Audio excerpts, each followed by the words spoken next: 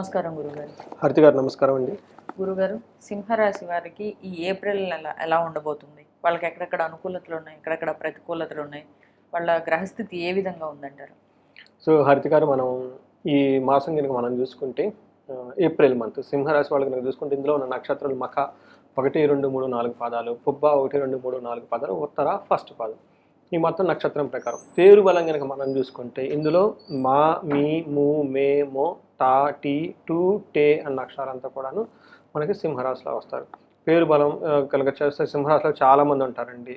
మాధవ్, మాధవి, తర్వాత చాలా పేర్లు ఉంటాయండి. టాతో కానీ టూతో కానీ ఎక్కువ మనకి చాలా కామన్గా వాడే పేర్లు చాలామంది ఉంటాయి అన్నమాట. ఇది కనుక మనం చూసుకుంటే మనకి సూర్యుడి యొక్క గ్రహస్థితి, గ్రహ పొజిషన్ కనుక మనం చూసుకుంటే సూర్య సంచారం మేషరాశిలో 14వ తారీఖు వరకు ఉంటుందండి. బుధ సంచారం మీనరాశిలో 27వ తారీఖు వరకు ఉంటుంది. శుక్ర సంచారం మీనరాశిలో, కుజుడు వచ్చేటప్పటికి కర్కాటక రాశిలో ఉన్నారండి. ఈ యొక్క గ్రహస్థితిని అనుసరించి కనుక మనం చూస్తే మనకి ఏప్రిల్ 2025 సింహరాశి వరకు ఎలా ఉంటుంది, మనకి సూక్ష్మ గోచారం, లఘు గోచారం అనే ఒక కాన్సెప్ట్ ఉంటుందండి. ఈ కాన్సెప్ట్ ప్రకారం కనుక మనం చూసుకుంటే వీళ్ళకి సూర్యుడు 9వ ఇంట్లో ఉండటం వల్ల 12వ ఇంట్లో మార్సు, బుధుడు 8వ ఇంట్లో, శుక్ర, శని కూడా, రాహులు ఈ మొత్తం 8th హౌస్లో ఉన్నారండి. ఈ రాశి వాళ్ళకి మనం చూసుకుంటే షష్టగ్రహ కూటమి యొక్క ప్రభావం కూడా ఈ మంత్లో ఉందండి.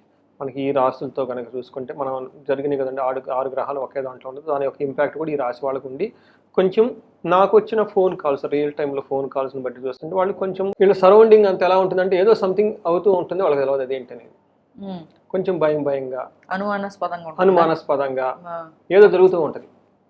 ఏదో జరుగుతుంటదా లేకపోతే జరుగుతుందన్న అనుమానంలో ఉంటారు. అనుమానం ఉంటుంది, బట్ వాళ్ళ చుట్టూ ఏదో జరుగుతూ ఉంటుంది, బట్ అవి వాళ్ళకి అందం. అవి ఏదో రకరకాలు జరుగుతూ ఉంటాయి అన్నమాట.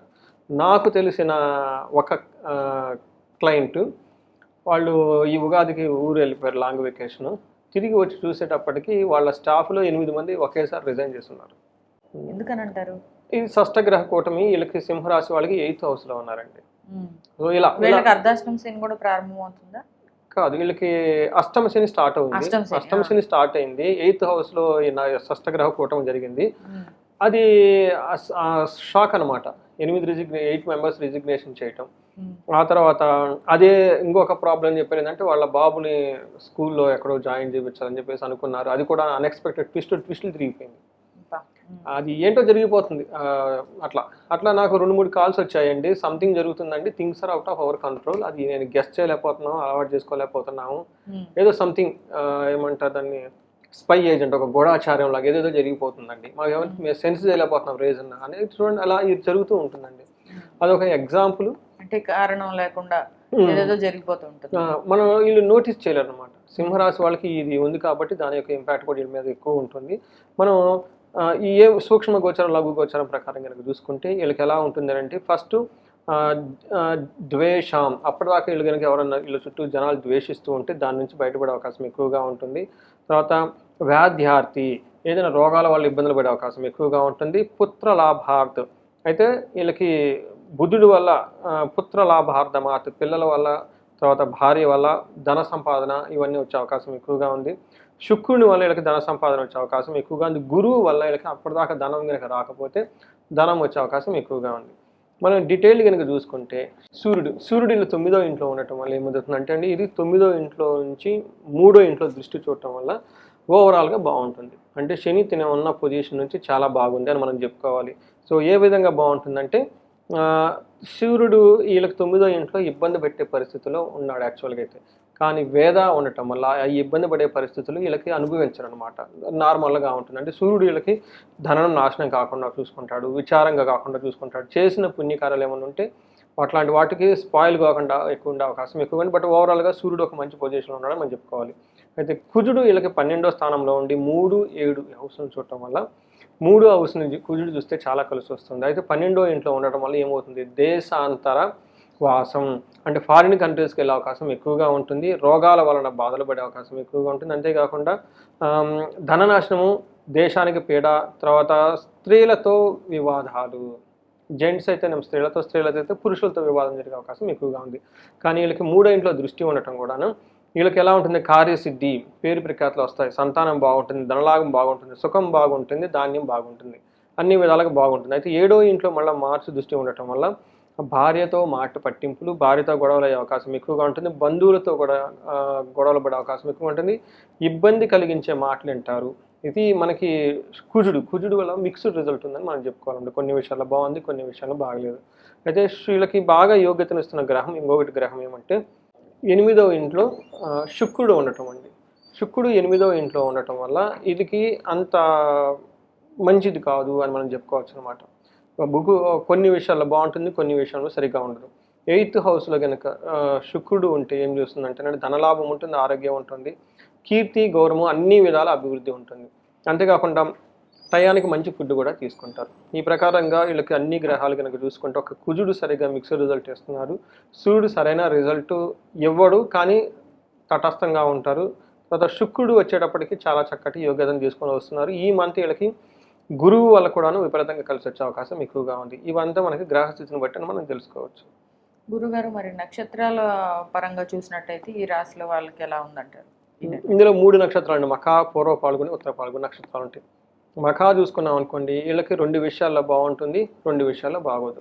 వీళ్ళకి దేహ పీడనము అంటే ఎక్కడెక్కడ బాగుంటుంది అంటే ఫస్ట్ క్షేమంగా ఉంటుంది మంత్ అంతా. ఫారిన్ కంట్రీస్కి వెళ్తూ ఉంటారు, రాజ్యలాభం ఉంటుంది, ప్రమోషన్స్ వచ్చే అవకాశం ఎక్కువగా ఉంటుంది. ఎక్కడ బాగుండదంటే వీళ్ళకి రోగము, దరిద్రము, so health complications, financial problem ఉండే అవకాశం ఎక్కువగా ఉంది. పూర్వ పాల్గొనే వాళ్ళు కనుక చూసుకుంటే వీళ్ళకి రాజ్యలాభం బాగా చూపిస్తుంది, క్షేమంగా ఉంటారు. అయితే దరిద్రము, టయానికి డబ్బులు అందక ధనం రిలేటెడ్ ప్రాబ్లమ్స్ పడే అవకాశం ఎక్కువగా ఉంటుంది. వీళ్ళకి హెల్త్ కాంప్లికేషన్ కూడా ఉండే అవకాశం ఎక్కువగా ఉంది. ఉత్తర పాల్గొనే వాళ్ళకి అగైన్ వీళ్ళకి కూడాను క్షేమంగా ఉంటారు, రాజ్యలాభం ఉంటుంది, అయితే దరిద్రము, రోగము అని చూపిస్తూ ఉంటుందండి. వీళ్ళకి కొంచెం ఫైనాన్షియల్ స్ట్రగుల్స్ ఎక్కువ ఫేస్ చేసి హెల్త్ కాంప్లికేషన్ ఫేస్ చేసే అవకాశం ఎక్కువగా ఉంటుంది. తర్వాత మనకి లత్త అన్న కాన్సెప్ట్ కనుక చూసుకుంటే మఖా నక్షత్రం వాళ్ళకి పశు నాశనం, ధన నాశనం అయ్యే అవకాశం, ఉత్తర పాల్గొని పూర్వ పాల్గొనే వాళ్ళకి గాయాలు అయ్యే అవకాశం ఎక్కువగా ఉందండి. మరి వీళ్ళకి పరిహార మార్గాలు గురుగారు? మరి పరిహారం కనుక మనం చూసుకుంటే సూర్యుడు వీళ్ళకి అనుకూలంగా లేరండి. సూర్యుడికి సంబంధించి ఆదిత్య హృదయ స్తోత్రం చదువుకోవటం, సూర్య నమస్కారాలు చేయటం, తర్వాత ఆదివారం రోజున కొంచెం వీళ్ళు నియమనిష్టలతో ఉండడం చాలా అవసరం. ఎందుకంటే ఆదివారం కొంచెం చాలామంది మనకేమంటారంటే నాన్ వెజ్ అవన్నీ ఎక్కుతుంటూ ఉంటారు కాబట్టి కొంత టైం వరకు ఆదివారాలు ఇలా నిష్టగా ఉంటే చాలా బాగుంటుంది. గోధుమలు దానం చేస్తే కలిసి వస్తుంది. వీటితో పాటు వీళ్ళకి హెల్త్ కాంప్లికేషన్స్ కూడా ఉండే అవకాశం ఎక్కువగా. శుక్రవారం పూట తులసి చెట్టుకి పూజ చేయటము, తర్వాత లక్ష్మీ అమ్మవారి గుడికి వెళ్ళటం, ఏదైనా అమ్మవారి గుడికి వెళ్తూ తులసి చెట్టుకి పూజ చేస్తే ఏమవుతుంది గురుగారు? అంటే అది తులసి మొక్కనే ఇంటి ముందు పెట్టుకోవడం ఓన్లీ పాజిటివ్ ఎనర్జీ కోసమే అని చెప్పి మనకి సైంటిఫిక్ గా చెప్తూ ఉంటారు. అసలు దీని వెనకాల తులసి మొక్క పూజ చేయడం వల్ల ఏంటి దానికి రీజన్? అంటే తులసి చెట్టుకి మనం ఆధ్యాత్మిక వేళ కనుక చూసుకుంటే అది లక్ష్మీదేవి స్వరూపం అండి. విష్ణుమూర్తికి ఎంతో ప్రీతికరమైన చెట్టు. ఎక్కడైతే విష్ణుమూర్తి ఉంటాడో ఆ పక్కన లక్ష్మీదేవి ఉంటుంది. అందుకని తులసి చెట్టుని లక్ష్మీదేవి అంటారు, లక్ష్మీదేవిని తులసి చెట్టు అంటారు. ఏది చూసుకున్నా కానీ మనకి ఆయుర్వేదిక ప్రకారంగా చూసుకున్నా కానివ్వండి, ఏ ప్రకారం హెల్త్ ప్రకారంగా కనుక చూసుకున్నా కానీ ఇందులో తులసి చెట్టుకి చాలా మంచి విశిష్టత మనకుంది. వీళ్ళకి ఈసారి ఎందుకు తులసి చెట్టుకి చేయమంటున్నానంటే శుక్రుడు వీళ్ళకి అనుకూలంగా లేకపోవడంతో రోగం వచ్చే అవకాశం ఎక్కువగా ఉంది. మరి శుక్రుడు అంటే అధిష్టాన దేవత మహాలక్ష్మీదేవి, అమ్మవారు శుక్రుడికి అధిష్టాన దేవత. అమ్మవారిని పూజించాలి. అమ్మవారిని పూజించాలంటే ఏంటంటే బెస్ట్ మెథడ్ ఏంటంటేనండి తులసి చెట్టుకి దీపం పెట్టడం. అది కూడా నువ్వుల నూనె దీపం పెడితే చాలా బాగా కలిసి వచ్చేస్తుంది. శుక్రవారాలు కొంచెం నియమంగా ఉండటం. తర్వాత కొంతమంది సుహాసిని పూజ అని చేస్తారు. అంటే ఎవరు చిన్నపిల్లలు ఉంటారు కదండి, అమ్మాయిలు, వాళ్ళకి 8 years 9 years లోపు అలా ఉన్న వాళ్ళని తీసుకొని వచ్చేసి వాళ్ళకి చక్కగా పసుపు పూసి బొట్లు పెట్టేసి వాళ్ళకి పండు అవన్నీ ఏదైనా బిస్కెట్ లాగా ఇస్తూ ఉంటే పోతుంది. అలానే స్త్రీలు, వృద్ధులైన స్త్రీలు ఉంటారండి, వీళ్ళని గౌరవంగా చూసుకుంటూ ఉంటే బాగుంటుంది. ఎండి వస్తువులు ఇట్లాంటివన్నీ కనుక తింటూ ఉంటే వీళ్ళకి శుక్రుడికి సంబంధించిన దోషాలు ఏమంటే పోతాయండి. ఇవి కాకుండా వీళ్ళకి రాజ్య లాభము, చాలా హయ్యర్ లెవెల్ ప్రమోషన్స్ వచ్చే అవకాశం ఎక్కువగా ఉంది. అంటే ఏంటి, మనకి మేనేజర్గా పొజిషన్ రావటం, లేదంటే మనకి government bureaucrats like IAS IPS ఈ టైప్ మనుషులు, లేదంటే పొలిటిక్స్ నాయకత్వ లక్షణాలు కోరుకునే వాళ్ళు, కార్పొరేట్లో ప్రెసిడెంట్, వైస్ ప్రెసిడెంట్, ఇట్లా ఒక పీపుల్ మీద పైన ఉండేసి ఒక అధికారం రావాలని ఎవరైనా కనుక అనుకుంటే వాళ్ళకి ఇది ఈ టైంలో చాలా అనుకూలంగా ఉంది. ఫస్ట్ వీళ్ళకి అనుకూలంగా ఉంది. వీళ్ళు రాజశ్యామల హోమం కనుక చేయించుకుంటే విశేషమైన అధికారము, శత్రువులు పైన వీళ్ళది పై చెయ్యి, అట్లానే వీళ్ళకి వశం అవుతుంది అనమాట. ఆ పదవి కావాలంటే వీళ్ళకి ఆ పదవి ఒక రెస్పాన్సిబిలిటీలు ఉన్నప్పుడు దాని కింద ఉన్న వాళ్ళంతా కూడా వీళ్ళు చెప్పిన మాట వినాలండి. ఇవన్నీ వచ్చే అవకాశం ఎక్కువగా ఉంది. కాబట్టి రాజశ్యామల యాగం చేసుకుంటే చాలా చాలా బాగుంటుందండి. ఇంకా వీళ్ళకి ఫైనాన్షియల్ క్రైసిస్ కనుక ఎవరైనా కనుక ఫేస్ చేస్తూ ఉంటే కుబేర పాశుపత హోమం చేసుకున్న తర్వాత శ్రేయ సూక్తంతో సంపుటీకరణ చేసి కొన్ని మూల మంత్రాలు ఉంటాయండి. ఈ మంత్రాలతో కనుక శీఘ్ర ధన ప్రాప్తి, శీఘ్రంగా ధనం రావడానికి ఈ హోమాలు ఇవన్నీ చేసుకుంటే చాలా బాగుంటుందండి.